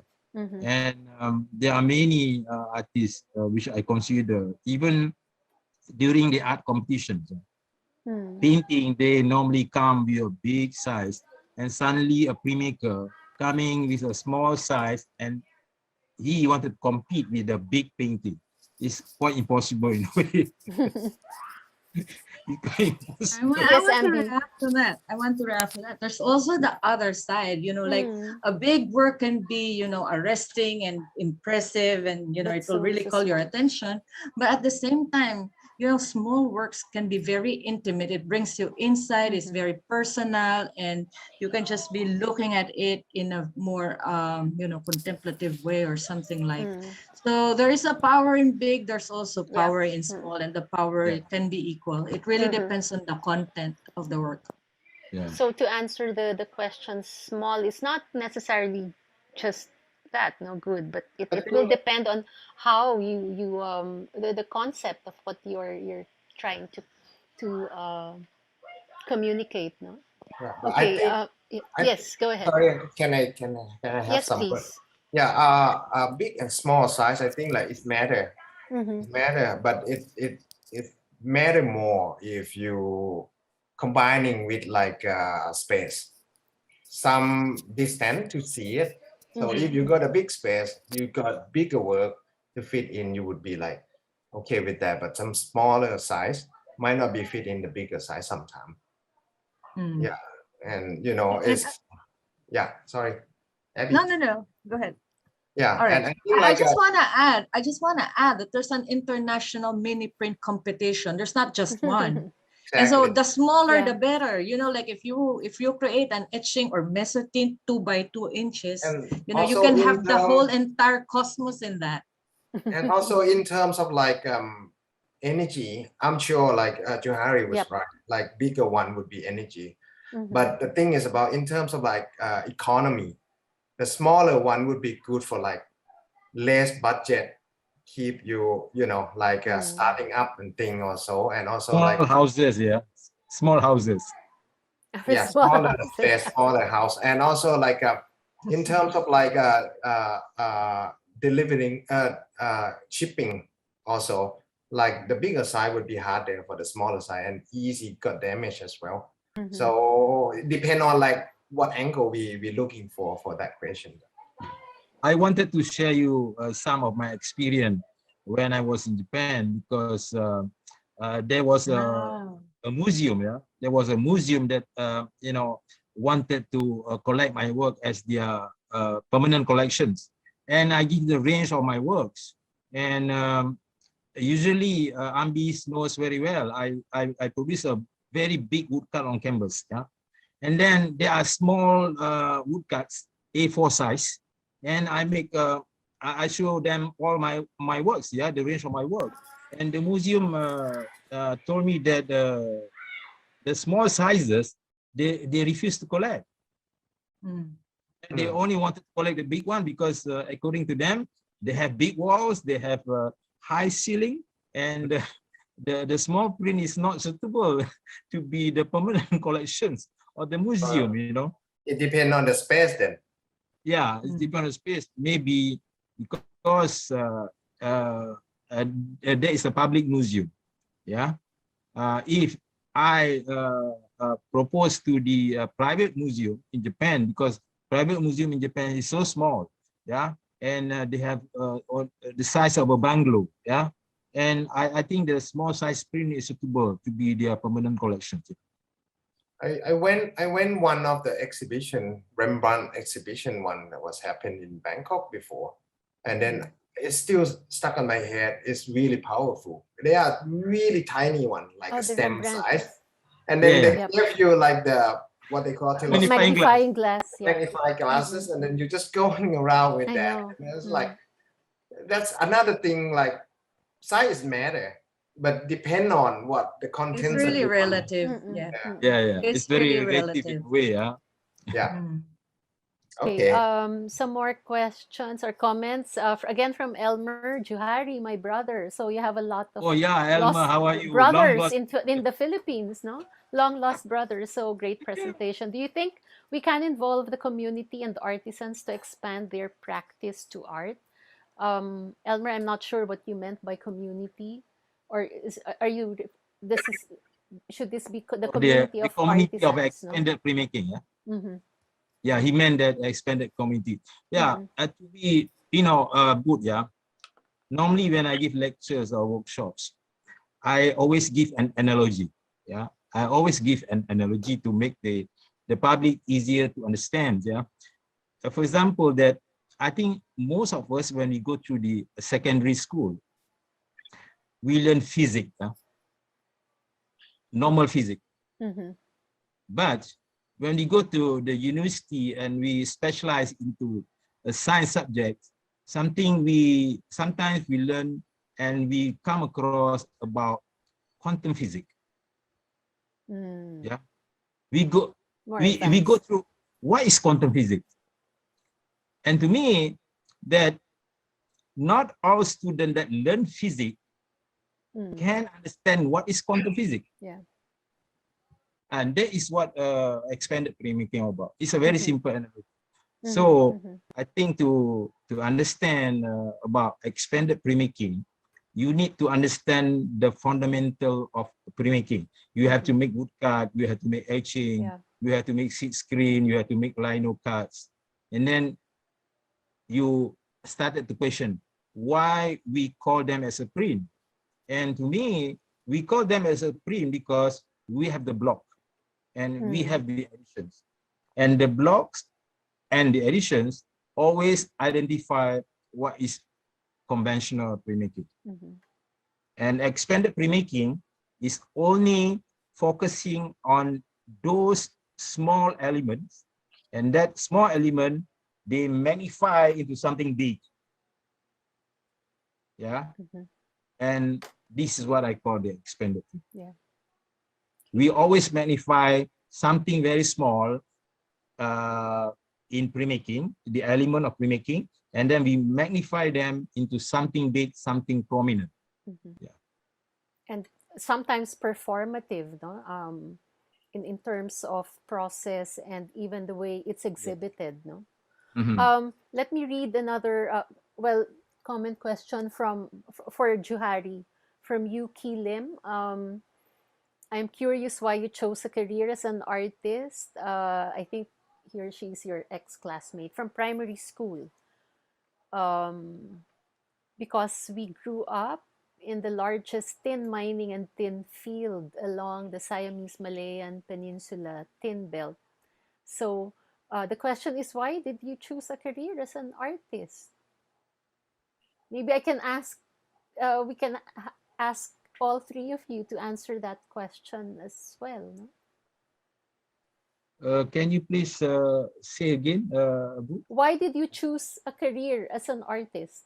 Why did you want to become Oh, an why should artist? I choose I a think this is career? something very basic. It's like a Miss Universe question. This is Sorry.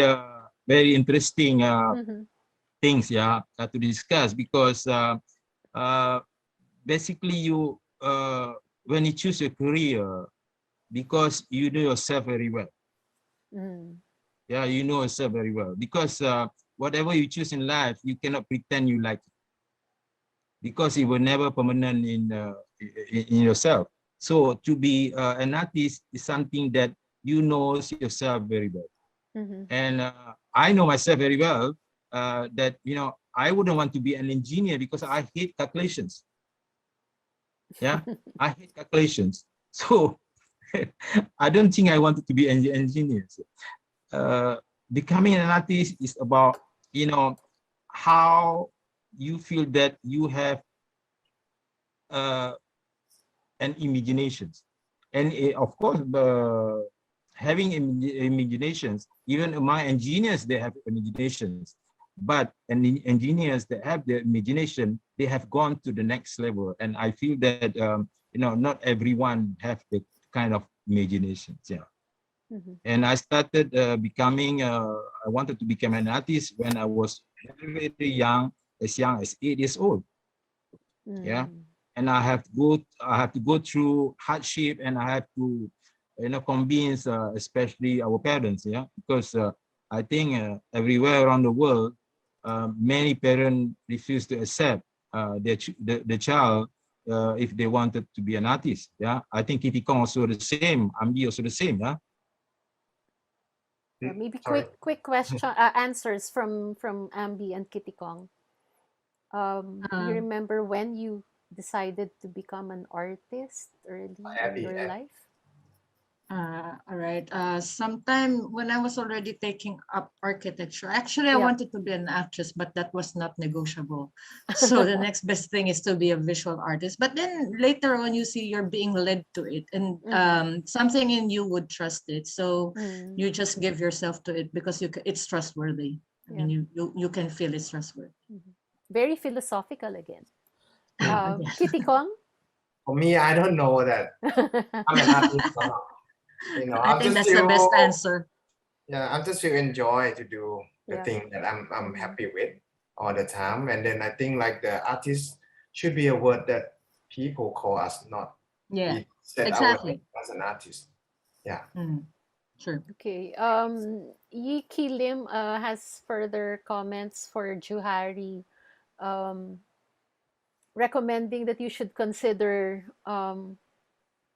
to choose Heritage House Gopeng Museum for your collection. I'm not exactly sure what he was referring She to. is from Malaysia. Yes, I think he's an old friend of yours, schoolmate, primary school. Oh, my Oh, schoolmate. Yeah, yeah. Yuki Lim. Because Mm, Lim Yuki. Yeah, yeah. okay. He's Yes. Mm. a engineering consultant. Ah, okay. Then Yeah, he's an maybe he should. engineering consultant, and he travels everywhere. And his permanent house is at the airport and the airplane. Mm. Okay. I think it's good to close. It's almost 4 o'clock. It's good to close with this question. Okay. Coming from Benitez Jonathan or Jonathan Benitez. It's addressed to Ambi, but I would probably ask Juhari and Kitikong also to say to answer this for your respective context, what is the present status of printmaking in your respective countries right now? Sorry, even before COVID, or so maybe let's do before COVID. What was the status of printmaking? Who answers first, me? Yeah, Ambie. Yeah, before COVID, things were going on. It's we continue the workshops. There's interest, and it's alive. It's alive. Mm-hmm. And right It's now, right now it's still alive, but it is, working in yeah. a different way. Yeah, Mm-hmm, we just mm-hmm. finished portfolio for CCP. It can be more challenging, but if you open your eyes more, you will see that there's also some new things that you discover about Yes. being in this kind of situation. Mm-hmm. So it is alive, and it's very exciting because after parang you want to look forward, was there be more after the Mm-hmm. pandemic, Mm-hmm. because many more people got interested in it during the pandemic. So it's exciting.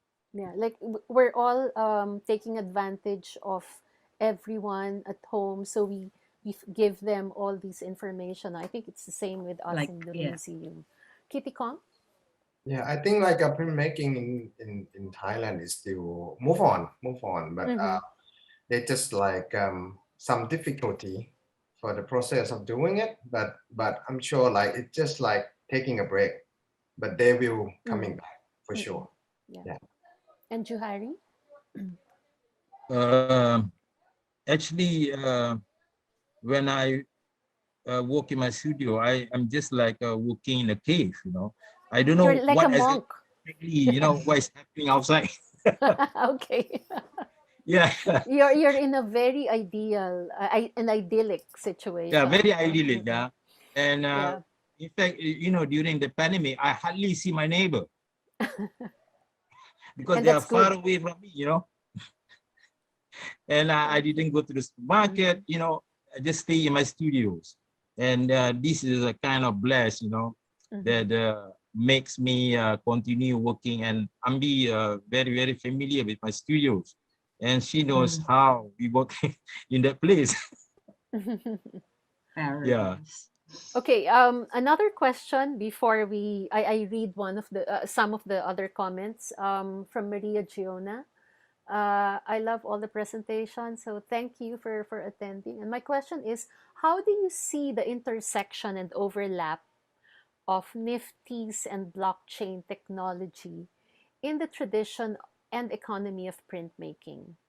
Um, I think I'm not sure if there was one image in Kitikong or Juhari's material that Yeah. had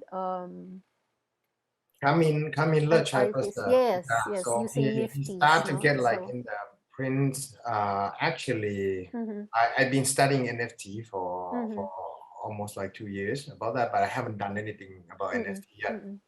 And But you're considering, I mean, exploring that path. It's not something not yet, but I not try yet. to like get more Understand. information, understanding a lot more about that. But somehow, for my understanding right now, is NFT is sort of like parallel with printmaking. Like Mm-hmm. either like anything about like physical work, NFT is on the Mm-hmm. digital world. Yes. So whatever you are famous on this world, you jump into NFT. It doesn't mean like Mm-hmm. you're famous there. So it Yeah. kind of just start another line out of that, Mm-hmm. and hardly to say like it's gonna be effect onto the way of like we doing, or whatever, but mainly like everything is all about like trading in terms of like NFT right now. Yep. Or from my understanding, yeah, I think like hard, yeah, still hard to judge or To to say. connect it Yeah, with your exactly. practice as a Yeah, printmaker. right. Ambie, any thoughts on this? Well, actually, I'm more the analog type. So digital does not really allure me in any way. And Call it me doesn't laid have back, anything but to I do with love age. anything tactile. It has nothing to do with age. It's Nothing just to do with a age. kind of like a affinity to the Mm, old. I really love the old. So to materiality, um no? Oo. materiality, tactility, and being in the presence of getting your hands dirty. And so Mhm. this world of the computer world and technology is remote to me. So I cannot answer the question. Mhm. And I think the Juhari? I think the technology is becoming and making the line blur and blur and blur. For example, like photography. When I was very, very young, when we wanted to learn photography, everyone has to make their own camera. Imagine, Kitikong, you have to make your own pinhole camera. You cannot Oh. buy your camera, right? And then you have to take pictures. And then with a very old seagull camera, and the film is only 120 at that time, you know, 12 exposure made in China, very old camera. And when you take photograph, they have no automatic. It's all the shutter speed together. You have to be very, very sensitive to the light, you know. So you have to adjust your own shutter speed. You have to adjust your own aperture. If you make wrong decision, everything go dark. Yeah, goes dark. And then after that, you have to develop your films, yeah, in the dark room. Very, very dark, you know. And then you have to develop your film and you have to print them. You have to print them, and the silver paper is very, very expensive, and you can't afford to make mistake. So the process of taking the pictures, the process of to develop the films, the process of the printing the films was all done in the lab. So that is part and parcel of good photography. Yeah, good photography. Then you only talk about the aesthetic, yeah, about the composition after you successfully printed the photography, the photo, yeah. But nowadays, I have my handphone. I can take as much as I like, and anybody can do it. So now, actually, technology is making everything becoming blur and blur until we cannot decide which one actually is the truth. That's how I feel. So I agree with Ambie. You know, you can dirty your hands, you can sweat, you know, doing the grinding, cutting, everything, and finally you exactly know this is the truth. Yeah. That's what I believe. Okay, And thank you for some, that. you know, some scholars, they call me primitive artist because I'm still using. Yeah, and to me it doesn't matter. Yeah, it doesn't matter because uh, even a lot of us is still using emoji. Emoji is a very primitive approach of communicating to one another. Mm. Yeah, even tag.